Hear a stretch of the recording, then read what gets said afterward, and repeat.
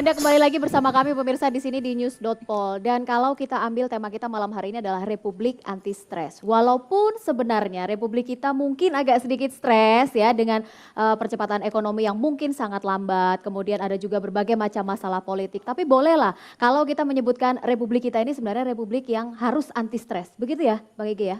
Iya, terutama karena kalau boleh lagi ya ini supaya nyambung. Ya. Kamera mungkin bisa lagi menyorot kepada salah satu di antara bintang-bintang yang cantik itu ya. Anda tahu ada Dadan kan di situ kan? Coba. Saya melihat tadi waktu Anda memainkan alat musik Anda luar biasa. Bisa dicoba sedikit nggak? Sedikit aja. Ya. Tuh. Oh, artinya apa itu? Artinya apa kalau boleh tahu? Ini mohon maaf, saya kan dari grup band. Oh. Saya dari grup band Gigi. Gigi, betul, cocok. Iya. Jadi Kenapa? Hubungannya apa Mas Effendi? gerakannya dan penampilan alat-alat tubuhnya lebih penting daripada bunyinya. Nah, sama dengan ini, saya mau menganalogikan bahwa kadang-kadang di dalam sebuah negara yang lagi gaduh Iya, gitu ya, iya. kemudian ada masalah perlambatan ekonomi dan segala macam, itu kadang-kadang gerak-gerik, cara menyampaikan sesuatu menjadi lebih penting daripada substansi. Dan kadang-kadang itu cara yang paling tepat menyampaikannya juga adalah dalam bentuk misalnya stand up komedi dan lain-lain seperti Iya itu. betul. Tapi kalau bicara stand up, ini saya punya sesuatu juga. Ini ternyata pemimpin kepala negara kita nih, pemimpin negara kita tidak hanya bisa serius di depan umum, tapi bisa juga membuat sesuatu hal yang lucu loh. Mau tahu? Iya. Kalau Anda penasaran juga pemirsa, ini dia untuk Anda. Ajudan, saya kan kurus, badan saya ini beratnya hanya 54 kilo. Ajudan saya tinggi tegap dan ganteng. Ada problem. Setiap tamu yang hadir di balai kota yang disalami ajudan saya terus. Sebulan ya saya masih kuat. 2 bulan masih kuat, 3 bulan saya nggak kuat. Setelah itu ya saya copot, saya ganti yang lebih jelek dari saya.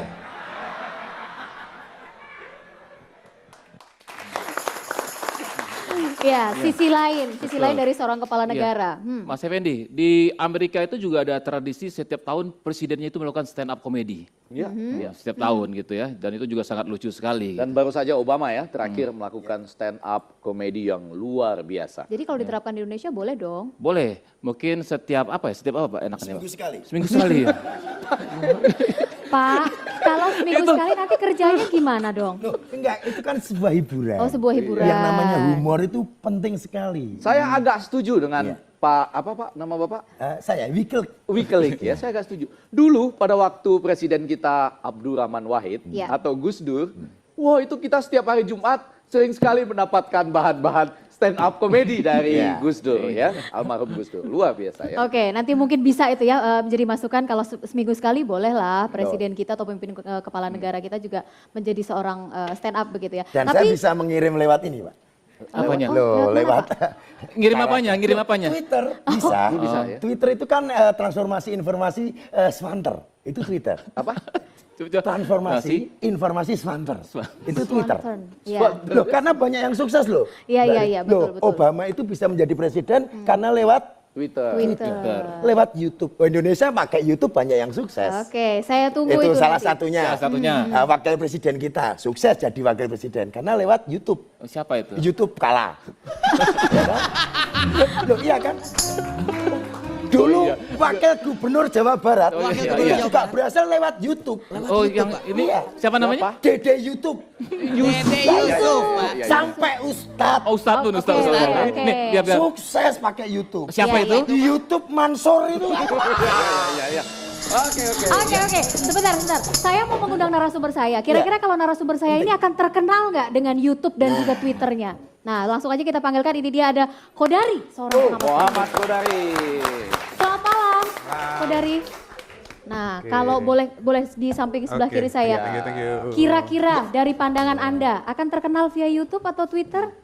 Secara gestur ya. Oh, secara gestur iya. Bisa kita Tapi lihat. Mas Effendi justru harus belajar dari Mas Kodari. Mas Effendi ini pakar komunikasi tapi Twitternya nggak aktif. Saya tanya, Mas, kenapa Twitternya nggak aktif? Udah nggak bayar 3 bulan. Gitu.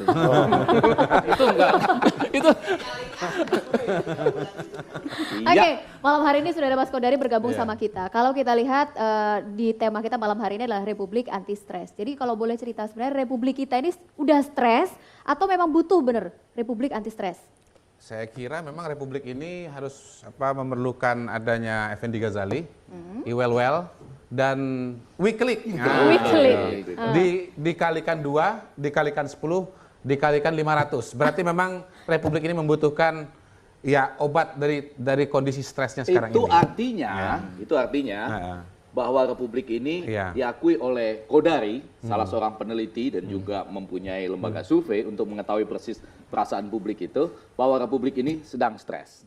Kita nggak usah berpikir panjang ya, bagaimana mencari tahu seperti itu. Kalau kita lihat Dadan, kita sudah pasti yakin kesimpulannya seperti itu. Nah, yang jadi masalah sekarang adalah, ini menarik, kemarin ya, maksudnya tepatnya ya 2-3 hari lalu, ada yang meluncurkan buku. Ini menarik, judulnya ini ya, Republik Komedi Setengah Presiden. Tepatnya ditulis oleh Bambang Susatyo yang menulis banyak buku. Kalau dari sisi saya kurang lebih judul ini mengatakan 3 hal. Yang pertama, Republik Komedi banyak hal-hal yang terasa seperti lucu. Misalnya ya, kalau harus disebutkan, itu di dunia juga jadi terkenal, Pak. I sign what I don't read. Saya menandatangani apa yang belum saya baca. Kira-kira begitu ya. Itu komedi yang sudah paling puncak lah. Lalu yang kedua, tentu saja bagian setengah presidennya.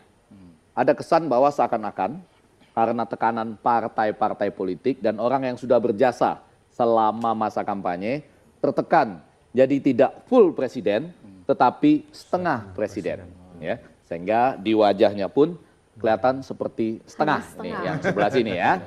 Nah, yang ketiga yang selalu menarik, tentu saja buku ini bisa jadi saluran untuk melontarkan segala unek-unek atau perasaan kesal. Namun tujuannya adalah untuk mengingatkan, untuk memperbaiki supaya yang sedang terjadi di negeri kita menjadi lebih baik dan seluruh bangsa kita tidak stres. Kira-kira itu intinya ya. Oke. Mbak Rizka, Mas Fendi, sebelum ke Mas Kodari, saya juga ada 3 hal yang ingin saya sampaikan. Dan kebetulan ketiga-tiganya sudah disampaikan oleh Mas Fendi, silakan. Oke, Mas Kodari, tapi kalau dilihat apakah memang benar presiden kita yang berjalan ini sekarang, pemerintahan kita ini hanya setengah-setengahnya? Pertama, memang Republik ini sedang stres. Itu kelihatan dari hasil survei. Republik kita Oh, stres. menarik nih, ini menarik nih. Ada surveinya, ada surveinya. Ada surveinya. Mohon maaf dan wajah Anda saja sudah disurvei. Kira-kira begitu ya. Sudah. Jadi menurut hasil survei, tingkat kepuasan masyarakat kepada kinerja kabinet itu di bawah 50%. Di bawah 50% Di untuk bawah saat ini? 50%. Kemudian ketika ditanya apakah puas atau tidak terhadap perkembangan dan kondisi ekonomi, mayoritas juga tidak puas.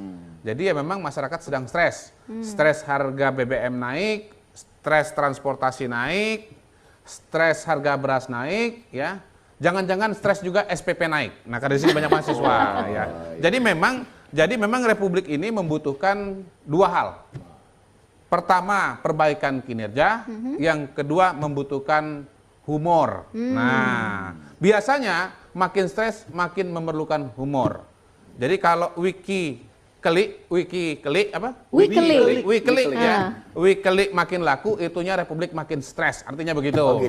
Ya. Jadi patokannya secara survei begitu, Pak. Secara survei begitu. Jadi menarik ya, kalau Dadan Anda makin laku, atau para stand up komedi seluruh Indonesia makin laku, bahkan sampai Gubernur DKI juga ikut stand up komedi, artinya berarti masyarakat kita sedang stres. makin stres. Makin stres, Iya benar juga itu kan, agak sekarang tuh harga-harga naik ya. Dan tingkat pertumbuhan jomblo juga dari survei juga meningkat. Karena gagal menikah, sewa gedung naik, cetak undangan naik ya. Itu semuanya. Di sini juga ada, Pak, bocorannya. Oh, ada nih. Sembako, Pak. Sembako. Ini Gimana? Hasilnya seperti bisa apa? kita lihat ya, untuk harga-harga sembako. Ini kentang di balik papan, ini mulai tidak kelihatan. Ya kan? Karena di balik Lah ya, papan. harganya mulai nggak kelihatan. Terus kemudian harga susu. Menarik. Susu ini semakin menonjol harganya. Ya. karena harga susu semakin menonjol mengakibatkan harga pisang naik turun. Iya. Fluktuatif. Jadi kita kembali Oh, ini saja bocoran. soal kepuasan masyarakat yang rendah tadi itu.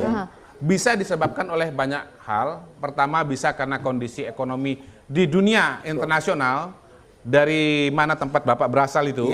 Itu memang kondisinya juga sulit, ya. Oh, jadi limpahan dari persoalan global, di eksternal, ya kan? Kebutuhan atau permintaan kepada batu bara menurun, kepada minyak sawit juga menurun. Padahal kita selama ini produksi. Sekarang tidak ada yang mau beli, jadi terjadi penurunan. Tapi bisa juga disebabkan oleh karena sang pemimpin, presiden tidak bisa melaksanakan atau mengeksekusi kemauannya dan kebijakannya dengan sepenuhnya. Oke, tidak bisa mengeksekusi kemauannya atau kebijakannya. Itu apakah memang dari faktor internal, dari internal sekitaran presiden atau bagaimana? Pertama memang karena presiden yang sekarang ini bukan ketua umum partai politik, sehingga kemudian paling tidak salah satu kaki dari pemerintahan yaitu parlemen itu lapornya bukan kepada presiden, tapi kepada ketua umum partai. Nah, itu satu hal. Yang kedua, memang dalam proses penyusunan kabinet, Bapak Presiden ini mendapatkan banyak tekanan-tekanan, yang menyebabkan keputusannya itu mengalami banyak tonjolan-tonjolan, begitu. Sesuai. Jadi keputusannya tidak bulat, tidak utuh, sehingga kemudian sebagian menteri adalah orang-orang yang beliau tidak ingin masuk, tapi justru masuk.